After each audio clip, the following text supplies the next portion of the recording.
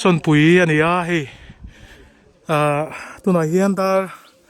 som pahnih leh minute som pariat ania minute som pariat vel kalta dar som pahnih rikma lek khan helai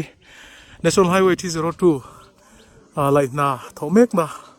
thara tuikur bul ania hei achak ko hilian tham zet mairon min thla hei helai kan muang hian in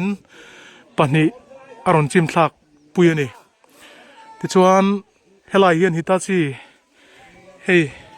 ina lai helai lai mek tu khania hitachi po hi aron khu then leivung hian aron khu mana amaro chu driver in sa seng mana zuang chuaka lau hle ni turani hei tlan chenga le an tia tichon ki lai khen in pahnih aron chima then po ki lua zuingam lo tur te om nual boka chon helai kong pui sim sim hi hei ati hiana chilne le maya leivung hian le hi